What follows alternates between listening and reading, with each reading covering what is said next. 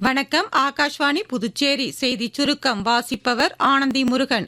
உலகளாவிய பொருளாதார நெருக்கடிக்கு மத்தியிலும் 2025-26 நிதியாண்டில் 7.7% வலுவான வளர்ச்சியை பதிவு செய்துள்ள இந்திய பொருளாதாரத்தின் அடித்தளம் மிகவும் உறுதியாக உள்ளதாக பிரதமர் திரு நரேந்திர மோடி தெரிவித்துள்ளார். நேற்று மாலை டாமனில் சுமார் 2970 கோடி ரூபாய் மதிப்பிலான பல்வேறு வளர்ச்சி திட்டங்களை தொடக்கி வைத்து பேசிய அவர், உலகின் மிக வேகமாக வளர்ந்து வரும் பொருளாதாரங்களில் ஒன்றாக இந்தியா தொடர்ந்து திகழ்வதாக பெருமிதம் தெரிவித்தார். சமச்சீர் உர பயன்பாட்டை ஊக்குவிக்கும் கேத் பச்சாவ் அபியான் இயக்கத்தில் ஜூன் மாதம் வரையிலான நிலவரப்படி நாடு முழுவதிலும் இருந்து 9.42 லட்சத்திற்கும் அதிகமான விவசாயிகள் இணைந்துள்ளனர்.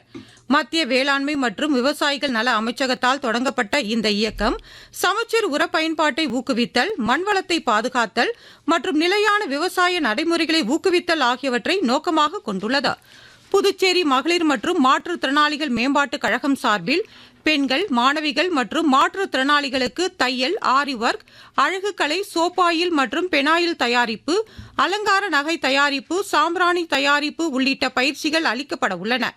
10ஆம் வகுப்பு தேர்ச்சி பெற்ற ஆர்வமுள்ள மகளிர் மற்றும் மாற்றுத்திறனாளிகள் நடேச நகரில் உள்ள மேம்பாட்டுக் கழகத்தில் விண்ணப்பங்களை பெற்றுக் கொள்ளலாம் என மகளிர் மற்றும் மாற்றுத்திறனாளிகள் மேம்பாட்டுக் கழகம் அறிவித்துள்ளது.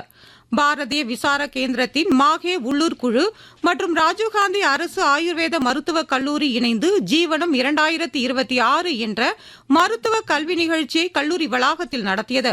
பொருளாதார ஆய்வாளரும் பாரதிய விசார கேந்திரத்தின் கோழிக்கோடு மாவட்ட தலைவருமான திரு பத்மஜென் தடாகத்தில் நிகழ்ச்சியை தொடக்கி வைத்தார். கல்லூரி முதல்வர் டாக்டர் குபேர் சங், வழக்கறிஞர் Thiru Asokan, doctor Vijayan, doctor Kirathamoorthy, doctor Abhilash உள்ளிட்டோர் நிகழ்ச்சியில் கலந்து கொண்டனர். காரைக்காலில் ஆபரேஷன் விடியல் திட்டம் மூலம் பல்வேறு வழக்குகளில் பறிமுதல் செய்த 281 கிலோ கஞ்சா தீயிட்டு அழிக்கப்பட்டது. இத்துடன் இந்த செய்திச் சுருக்கம் நிறைவு பெறுகிறது.